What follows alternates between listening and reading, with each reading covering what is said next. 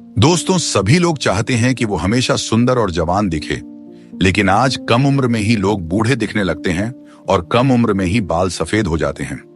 आखिर इन सब की वजह क्या है और हम लंबे समय तक जवान और सुंदर कैसे दिखे? इसका रहस्य आज हम इस अद्भुत प्राचीन कहानी के माध्यम से जानते हैं। तो चलिए दोस्तों, कहानी को शुरू करते हैं। एक समय की बात है, एक गुरुजी जो कि आयुर्वेद के बहुत बड़े झांता थे, वह अपने आश्रम में अपने शिष्यों को उपदेश दे रहे थे। तभी उनके पास एक नौजवान युवक आया। उसकी उम्र लगभग 19-20 साल थी, लेकिन कोई उसे देखकर यह नहीं कह सकता था कि इसकी उम्र 19-20 साल है, कि वह दिखने में लगभग 40-45 साल का लगता था।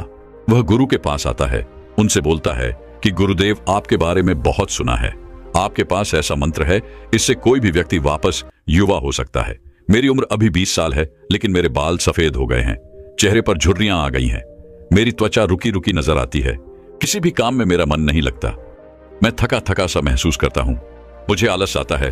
हे गुरुवर, आप मेरी मदद कीजिए, अन्यथा मैं जल्दी ही इस दुनिया से विदा हो जाऊंगा।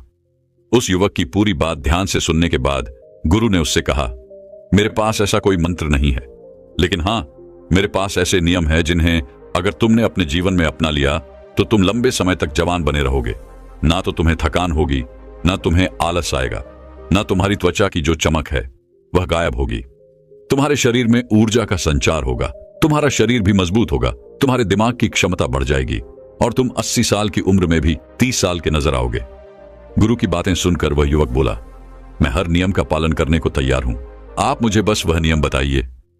तब गुरु ने उससे कहा कि बेटा, मैं स्वयं भी इन नियमों का पालन करता हूं, तभी तो आज मुझे 120 साल हो गए, लेकिन आज तक मुझे कभी भी किसी भी प्रकार की कोई बीमारी नहीं हुई और आज भी मैं हर कार्य को आसानी से कर पाता हूं। मुझे कभी थकावट नहीं होती है, कोई आलस नहीं आता है, मैं हमेशा ऊर्जा से भरा रहता हूं। अब जो नियम मैं तुम्हें बताऊंगा, उन्हें तुम ध्यान से सुनो और उनका पालन अपने जीवन में करो। 1 महीने के अंदर अंदर तुम युवा और ऊर्जा से भरपूर हो जाओगे। फिर गुरु ने उस युवक को पहला नियम बताया और कहा कि बेटा, सबसे पहला काम तुम्हें यह करना है कि तुम्हें सुबह जल्दी ब्रह्म मुहूर्त में उठना है, यानी कि तुम्हें 4 से 5 बजे के लगभग उठ जाना है। तुमसे 4 बजे नहीं उठा जाता तो तुम 5 बजे उठ जाओ। ब्रह्म मुहूर्त में उठने से तुम्हें दिव्य शक्तियां प्रदान होगी। उस समय जो भी तुम उन शक्तियों से मांगोगे वह तुम्हें अपने जीवन में जरूर मिलेगा। उस समय उठने से तुम्हारी बुद्धि तीव्र होगी। तुमने देखा होगा कि जितने भी महात्मा थे, जितने भी संत थे, जितने भी मुनि हुए, वह सुबह जल्दी उठ जाते थे, तभी तो वह जो भी चाहते थे वह सब कर पाते थे। ब्रह्म मुहूर्त में एकदम शुद्ध हवा होती है, जो कि हमारे शरीर के लिए बहुत ही अच्छी होती है। जब वह हवा हमारे भीतर आती है तो हमारे हर एक अंग स्वस्थ कर देती है। दूसरा नियम जो तुम्हें ध्यान में रखना है वह यह है कि ब्रह्म मुहूर्त में उठने के बाद तुम्हें योग प्राणायाम करना है। योग और प्राणायाम तुम्हारे शरीर को मजबूत और तुम्हें स्वस्थ रखते हैं। योगा करने से तुम्हारा शरीर मजबूत होता है और प्राणायाम करने से तुम्हारा मन मजबूत होता है और मन प्रसन्न रहता है, और जिसका मन प्रसन्न रहता है उसका तन प्रसन्न रहता है और वह लंबे समय तक जवान बना रहता है। आपको लगभग 40 मिनट तक योगा करना है और लगभग 20 मिनट तक प्राणायाम करना है, यानी कि ध्यान करना है। ध्यान आपको सभी प्रकार की चिंता तनाव से मुक्त रखता है। जो व्यक्ति चिंता और तनाव से मुक्त हो गया तो समझो उसके जीवन में खुशियां ही खुशियां हैं। चिंता और तनाव व्यक्ति को कम उम्र में ही बूढ़ा कर देती है, इसीलिए सबसे पहले इससे दूर रहो। इसके बाद गुरु तीसरा नियम बताते हुए कहते हैं, योग और प्राणायाम करने के आधा घंटा बाद सूर्य देवता की धूप लो। ऐसा करने से आपके शरीर में एक भी शक्ति की कमी नहीं होगी। 80 साल की उम्र छूने के बाद भी तुम्हें कोई रोक नहीं पाएगा। यह जो सूर्य की धूप है, यह हमारे लिए बहुत जरूरी है। अगर 3 दिन तक सूर्य निकले ही ना तो धरती मरना शुरू हो जाएगी। पेड़ पौधे, पशु पक्षी, जीव जंतु, हर एक चीज सूर्य की ताकत को पाते हैं। हम जो ऑक्सीजन ले रहे हैं वह भी सूर्य की वजह से ही ले रहे हैं। हम जो भोजन करते हैं वह भी सूर्य की वजह से ही कर पाते हैं। हमारी हड्डियों में जो जान है वह भी सूर्य की वजह से है। हमारा दिमाग जो बहुत तेजी से काम करता है वह भी सूर्य की वजह से ही करता है। इसीलिए बड़े बड़े संत महात्मा सुबह उठकर सूर्य नमस्कार करते हैं, पूजा करते हैं। पूरी धरती इसी से वरदान पा रही है। जैसे आप अपने मोबाइल को चार्ज करते हैं, सूर्य आपको चार्ज करता है, यहां से आपके शरीर में शक्ति आती है। लेकिन आजकल लोग धूप में जाना पसंद नहीं करते हैं। उनका कहना है कि हमारी त्वचा खराब हो जाएगी, हमारी त्वचा का रंग काला पड़ जाएगा, लेकिन सूर्य की वजह से ही हम सब हैं और हमारी खूबसूरती का जो राज है वह सूर्य ही है। सूर्य की वजह से यह दिमाग चलता है और आप इसी दिमाग से सोचते हैं। सूर्य की धूप हमारे लिए नुकसानदायक है, लेकिन परमात्मा ने पहले से ही उसके ऊपर फिल्टर लगा के भेजा है। जिस तरह की रोशनी की जरूरत आपको है, उसी तरह की किरणें आपको सूर्य से मिलती है।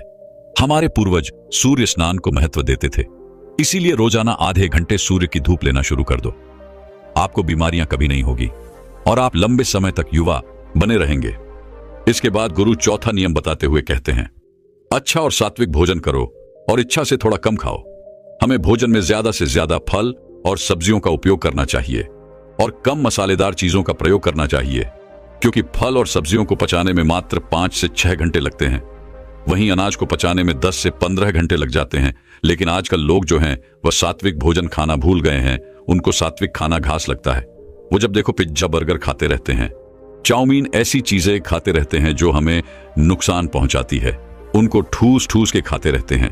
जो चीज वाकई में घास फूस है उनको तो वह खा रहे हैं, और जो चीजें हमारे स्वास्थ्य के लिए लाभदायक हैं उनको वह छोड़ रहे हैं।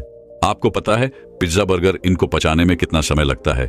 इनको पचाने में लगभग 8 से 10 घंटे का समय लगता है, और तो और कई बार हम लगातार इनको खाते ही रहते हैं, तो ये हमारे पेट में पच ही नहीं पाते हैं और फिर ये वहीं पर पड़े पड़े सड़ने लगते हैं। और जब ये सड़ने लगते हैं तो वहां पर बहुत सारे बैक्टीरिया उत्पन्न कर देते हैं, और फिर वह बैक्टीरिया हमारे पूरे शरीर में जाते हैं। जहर थोड़ा सा ही हो, लेकिन थोड़ा सा जहर आपको मृत्यु की सैया पर ले जा सकता है। जब हम 10 लीटर दूध में कुछ बूंद दही की डाल देते हैं तो वह पूरा का पूरा दूध दही में परिवर्तन हो जाता है। जो दही में बैक्टीरिया थे वो पूरे 10 लीटर दूध में मिल जाते हैं और 10 लीटर दूध को दही में परिवर्तन कर देते हैं। वैसे ही थोड़ा सा खराब भोजन हमारे शरीर में फैल जाता है, जिससे आपको विभिन्न प्रकार की बीमारियां होती हैं और आप उम्र से पहले ही बूढ़े नजर आने लगते हैं। ज्यादा मसाला आहार खाना खाने से किसी भी प्रकार की कोई ऊर्जा नहीं मिलती है, बल्कि यह खाना हमारी ऊर्जा को व्यर्थ कर देता है, क्योंकि जब हम ऐसा खाना खाते हैं तो इस खाने को पचाने में हमारी पूरी ऊर्जा व्यर्थ हो जाती है और हमें आलस आने लगता है, शरीर थका थका सा लगने लगता है। इसीलिए जितना हो सके सात्विक भोजन करो, क्योंकि ऐसे भोजन में ऊर्जा होती है। इसे पचाने में आपके शरीर की ऊर्जा भी ज्यादा व्यर्थ नहीं होती है, जिस वजह से आप ऊर्जा से भरपूर रहते हैं। और आपको एक बात और ध्यान में रखनी है, आपको भोजन करने का समय निर्धारित करना है। अगर आप शाम को 8 बजे भोजन खाते हैं तो अगली सुबह आपको 10 बजे ही भोजन करना है। ऐसा नहीं कि आप थोड़ी थोड़ी देर बाद कुछ खाते पीते हैं। जब हम थोड़ी थोड़ी देर में कुछ खाते पीते रहते हैं तो हमारा पहले वाला भोजन तो पचता नहीं है और हम ऊपर से दूसरा डाल लेते हैं, जिससे फिर वह हमारे पेट में सड़ता रहता है, हमें किसी भी प्रकार का लाभ नहीं पहुंचाता है। और इस बारे में तो मैंने पहले ही बता दिया कि जो भोजन सड़ता है उसका क्या होता है। इसीलिए भोजन करने के समय में अंतराल रखें, इससे आपका भोजन अच्छे से पच जाएगा और पेट में सड़ेगा भी नहीं। आपको भोजन उतना ही करना है जितने की आपको आवश्यकता हो। ऐसा नहीं कि आपका कोई मनपसंद भोजन है तो आप उसे ठूस ठूस कर खा लें। याद रखना बेटा, जितना कम खाओगे उतना लंबा खाओगे, यानी उतना लंबे समय तक खा पाओगे। सड़ा गला भोजन करोगे, यानी कि पिज्जा बर्गर खाओगे, मसालेदार चीजें खाओगे तो जल्दी बूढ़े हो जाओगे और मर जाओगे। लेकिन फल सब्जियां और सात्विक भोजन करोगे तो लंबे समय तक जीवित रहोगे और जवान रहोगे। फिर गुरु 5वां नियम बताते हुए कहते हैं कि बेटा, यह नियम बहुत महत्वपूर्ण है, इसे ध्यान से सुनो। हमारे शरीर में 3 तरह के दोष होते हैं, वात, पित्त और कफ। जब वात बिगड़ता है तो शरीर में 80 से ज्यादा रोग होते हैं। जब पित्त बिगड़ता है तो शरीर में 46 से 50 रोग होते हैं, और जब कफ बिगड़ जाता है तो शरीर में 26 नए रोग आते हैं। और जब वात, पित्त और कफ तीनों बिगड़ जाते हैं तो शरीर में 148 रोग आते हैं, यानी सर्दी जुकाम से लेकर कैंसर तक के सभी रोग आ जाते हैं। और जिसके शरीर में रोग रहते हैं वह तो जवान नहीं रह सकता है। लेकिन आपको इन तीनों दोषों से दूर रहना है, तो इस नियम को ध्यान से सुनो।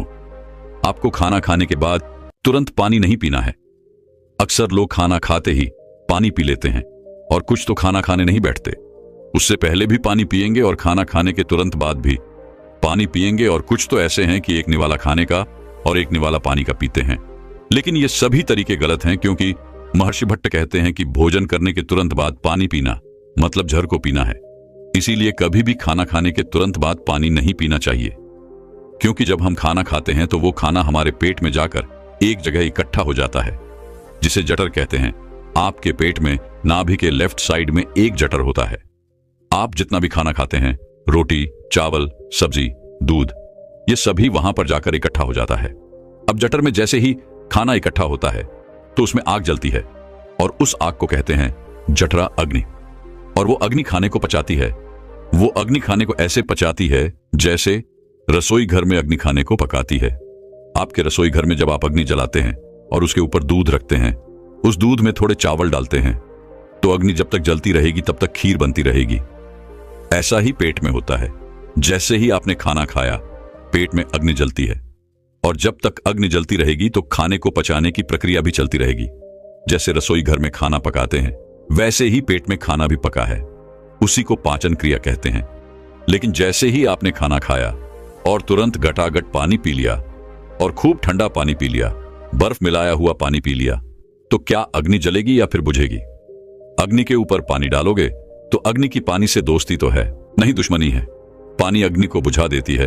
तो आपने खाना खाया, उसके बाद आपकी जठराग्नि चलती है और आपने पीछे से गटगट पानी पी लिया, तो अब वो अग्नि जो है वो शांत हो गई। अब खाना नहीं पचेगा, वह पेट में पड़ा पड़ा सड़ता रहेगा और सड़ा हुआ खाना 100 से भी ज्यादा विष पैदा करेगा, और वह विष आपकी जिंदगी को नरक बना देंगे और आप जिंदगी भर बीमार पड़े रहेंगे और बूढ़े हो जाएंगे। कुछ लोग कहते हैं कि मुझे पेट में गैस बनती है, खाना हजम नहीं होता है, पेट में जलन रहती है।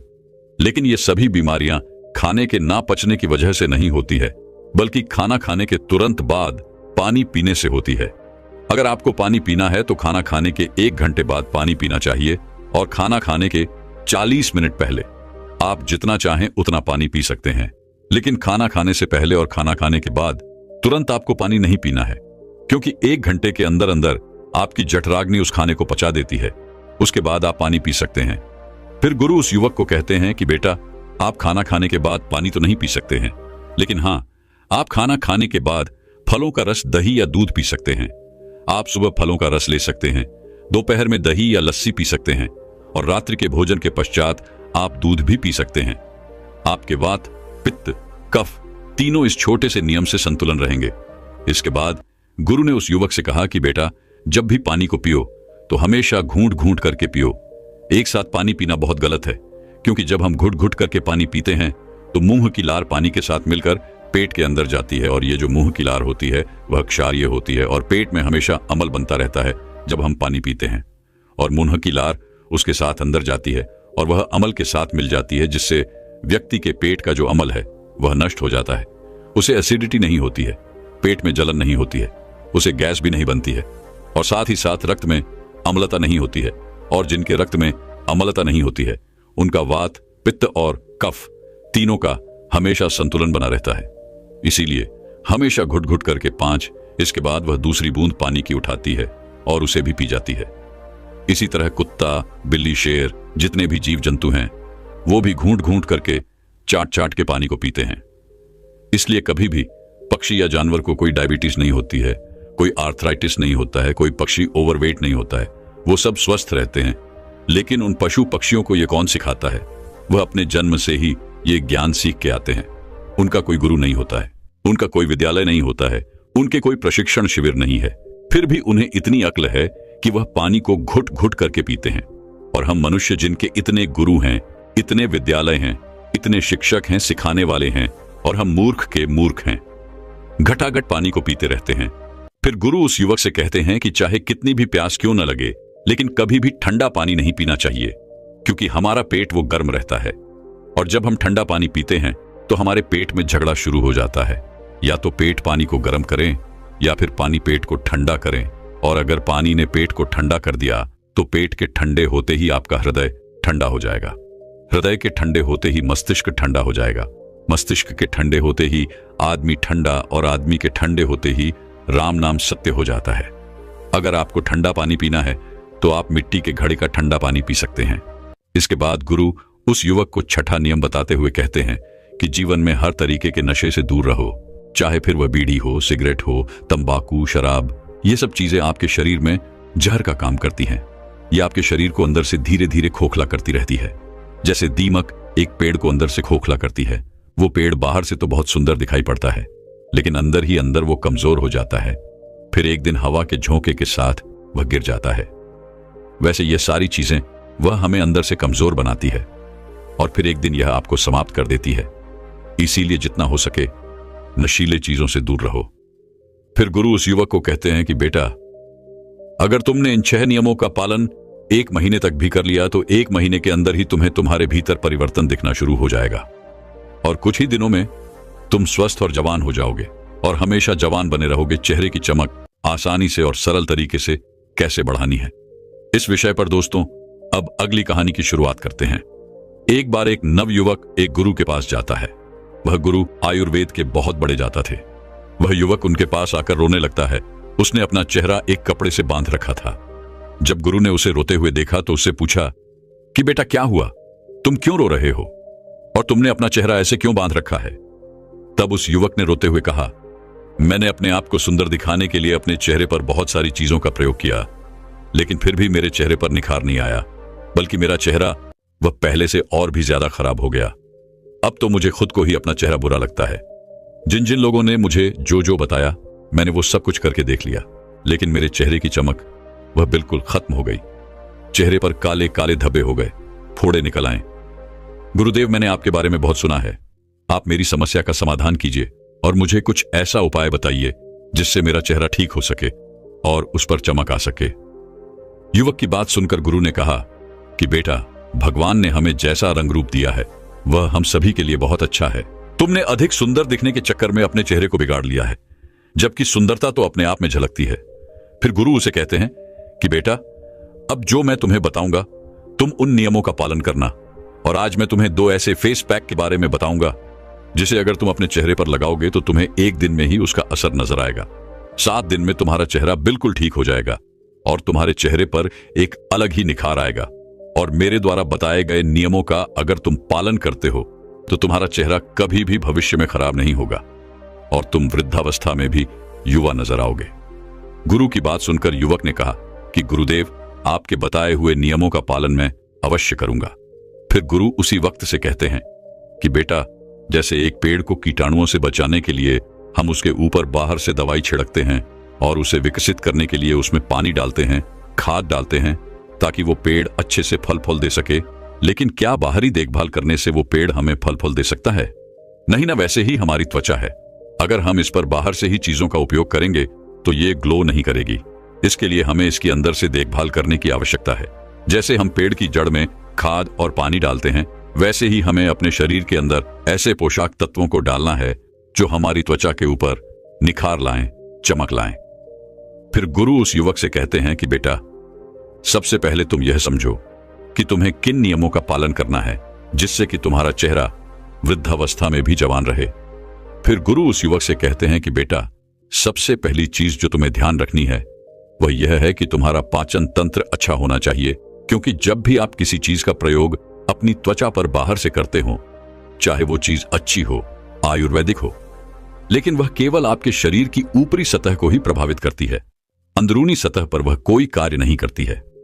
आपकी त्वचा की 3 सतह होती है। जब आप त्वचा के ऊपर कुछ लगाते हैं तो केवल एक सतह प्रभावित होती है, दूसरी ओर तीसरी सतह पर इसका कोई प्रभाव नहीं पड़ता है। लेकिन जब आप कुछ पोषक तत्व खाते हैं और वो आपके शरीर में जाते हैं तो आपकी तीनों सतह प्रभावित होती है। लेकिन अगर आपका पाचन तंत्र खराब है तो आप जो भी खा रहे हैं वो पोषक तत्व ठीक तरीके से आपके शरीर को नहीं लगेंगे। फिर चाहे आप कितना भी अच्छा भोजन क्यों ना कर लें, लेकिन वो आपकी त्वचा को मिल ही नहीं पाएंगे, जिससे कि आपके चेहरे पर उसके प्रभाव दिखेंगे। पाचन तंत्र की खराबी होने पर चेहरे पर फोड़े निकल आते हैं। इसीलिए सबसे पहले आपको यह ध्यान में रखना है कि आपका पाचन तंत्र ठीक रहे। फिर गुरु उस युवक से कहते हैं कि बेटा, दूसरी बात जो तुम्हें ध्यान में रखनी है वो ये है कि तुम्हारा शरीर अंदर से साफ रहना चाहिए, क्योंकि जब हमारे शरीर में विष बढ़ जाता है तो किसी ना किसी माध्यम से वह बाहर निकलने का प्रयास तो करता है। फिर चाहे बहुत सारे कील मुहासे आपके चेहरे पर हों या फिर आपकी स्किन पर खुजली हो, अलग अलग प्रकार की स्किन की समस्या आपको हो सकती है। यहां तक कि त्वचा बेजान होना भी शुरू हो जाती है, झुर्रियां पड़ना शुरू हो जाती है। अगर शरीर में विष है तो उसका सीधा प्रभाव आपकी त्वचा पर दिखाई पड़ता है। तो इसीलिए जरूरी है कि आप अधिक जल पिएंगे, क्योंकि जब आप अधिक जल पिएंगे तो आप हाइड्रेटेड रहेंगे। इससे आपकी त्वचा में जितने भी ड्राइनेस है वो खत्म होगी और त्वचा अच्छी रहेगी। दूसरे स्थान पर आपको अधिक मात्रा में फलों का सेवन करना है और जूस का प्रयोग करना है। और हफ्ते में एक दिन आपको अन्न नहीं खाना है, क्योंकि अन्न आपकी आंतों में जाकर चिपक जाता है। लेकिन जब आप फल सब्जियों और जूस का आप सेवन करते हैं तो वह आपके शरीर में सफाई का काम करते हैं और आपके शरीर में पोषक तत्वों की पूर्ति करते हैं। इसीलिए आपको प्रतिदिन फलों का उपयोग करना है और हफ्ते में एक दिन ऐसा रखना है जिसमें आपको फलों के रस का ही सेवन करना है और अन्य बिल्कुल नहीं खाना है। इससे आपका शरीर अंदर से बिल्कुल साफ हो जाएगा। और अगर आपके शरीर के अंदर पित्त की मात्रा बढ़ी हुई है, एसिड बढ़ा हुआ है, तो वह भी कम हो जाएगा, क्योंकि पित्त का सीधा प्रभाव हमारी त्वचा पर पड़ता है। इसीलिए जब आप उन चीजों को ज्यादा ग्रहण करते हैं जो पक्की हुई नहीं है, जिससे प्रकृति से सीधा प्राप्त किया है, तो वह आपकी त्वचा पर सीधा और बहुत अच्छा प्रभाव डालेगी। आपकी त्वचा अंदर से निकलती है। फिर गुरु उस युवक से तीसरा नियम बताते हुए कहते हैं कि आपको ठंडे पानी से नहाना है। ठंडे पानी का मतलब यह नहीं है कि आप बर्फ वाले पानी से नहाएं, आपको ताजे पानी से नहाना है बेटा।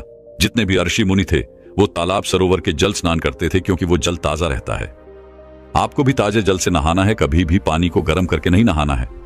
जब आप ताजे पानी स्नान करते हैं तो इससे आपका रक्त प्रवाह बहुत ही अच्छी तरीके से कार्य करता है और आपको नींद भी अच्छी आती है। जितना भी तनाव आपके शरीर के अंदर है वो बिल्कुल खत्म हो जाता है। यह आपकी त्वचा को अंदर से निखारता है और जब आपकी त्वचा अंदर से निखरती है तो बाहर अपने आप ही उस पर चमक आना शुरू हो जाती है। फिर गुरु चौथा नियम बताते हुए कहते हैं कि बेटा, तुम्हारा मानसिक स्वास्थ्य और नींद, ये दोनों चीजें आपको ठीक रखनी है। अब तुम पहले नींद के बारे में समझो। अगर आप एक दिन भी ठीक से नहीं सोते हैं तो दूसरे दिन आपका चेहरा वह उतरा नजर आता है, और आप कुछ दिन नहीं सोते हैं तो आपके चेहरे पर डार्क सर्कल होना शुरू हो जाते हैं। चेहरा बेजान सा हो जाएगा, त्वचा रुकी लगेगी, क्योंकि नींद का सीधा प्रभाव आपके चेहरे पर, आपकी त्वचा पर पड़ता है। इसीलिए आपको नींद अच्छी तरीके से लेनी है। आपको फोन का प्रयोग कम से कम करना है। सोने के 1 घंटे पहले फोन को साइड में रख देना है। नींद को अच्छा करने के लिए आप आयुर्वेदिक औषधि का आश्वासन ले सकते हैं, जो आपकी नींद को अच्छा करती है, आपकी चिंता, आपके तनाव स्तर को कम करती है। अश्वगंधा का प्रयोग आपको सोने के 1 घंटे पहले करना है। आपको 1 चम्मच की मात्रा में इसका प्रयोग करना है। फिर गुरु उस युवक को 5 माध्यम बताते हुए कहते हैं कि बेटा, यह नियम बहुत जरूरी है। आप चाहे कितना भी व्यायाम कर लो, आप चाहे कितना भी अच्छा भोजन क्यों ना कर लो, आप कुछ भी कर लो, लेकिन अगर आपने ब्रह्मचर्य का पालन नहीं किया तो आपको अनेक समस्या होगी। आपका शरीर दुर्लभ हो जाएगा, आपकी ऊर्जा नष्ट हो जाएगी, चेहरे की चमक चली जाएगी, मानसिक स्थिति खराब हो जाएगी और आपका आचरण गलत हो जाएगा। जीवन में अनेक समस्याएं आ जाएंगी। इसीलिए सभी लड़के हों या फिर लड़कियां हों, उन्हें ब्रह्मचर्य का पालन करना चाहिए, क्योंकि जो व्यक्ति ज्यादा वासना में लिप्त रहता है उनको पता ही नहीं रहता कि वो अपने साथ गलत भी कर रहा है। फिर गुरु उस युवक को 6वां नियम बताते हुए कहते हैं कि बेटा, आपको खाली पेट सुबह चाय का प्रयोग करना बंद करना है। यह त्वचा के लिए आपकी बहुत अधिक हानिकारक हो सकता है। कैसे हो सकता है?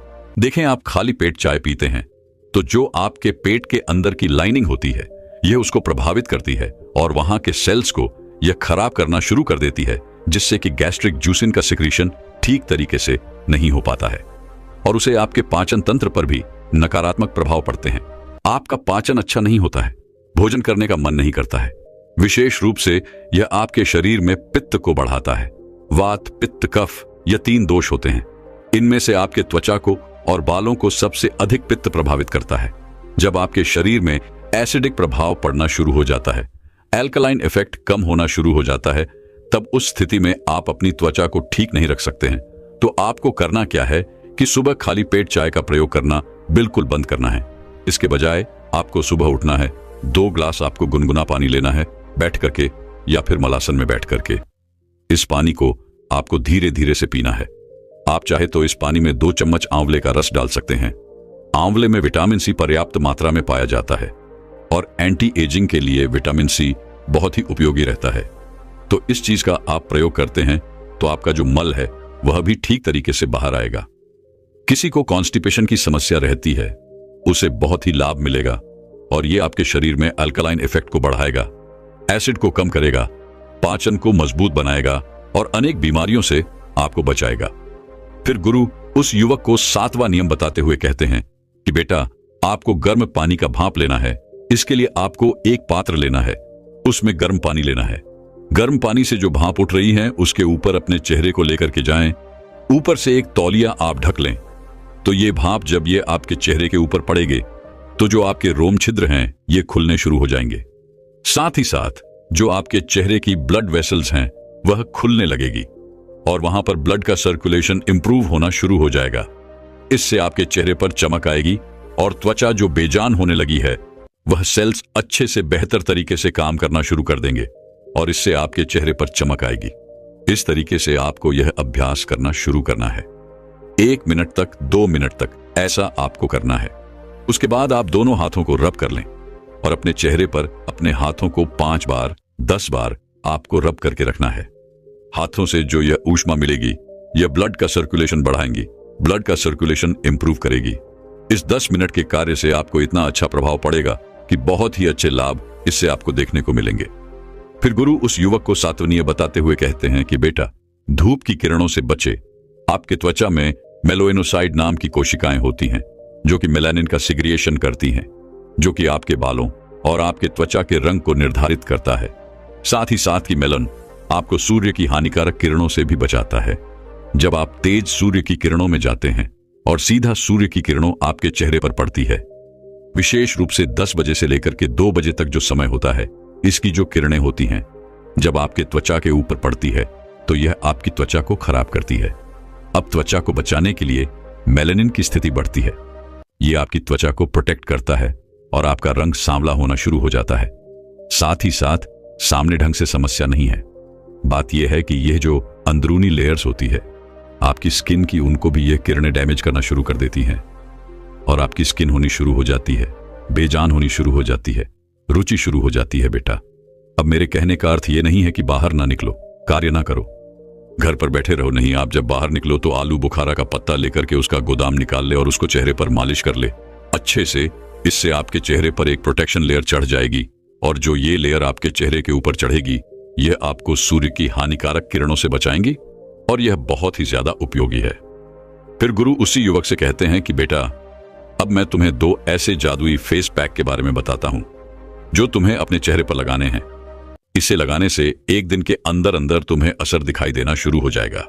इसे आपको सुबह नहाने से पहले लगाना है। इसे बनाने के लिए आपको 2 चम्मच मोटा पिसा हुआ बेसन लेना है। फिर उसमें कच्चा दूध डालना है।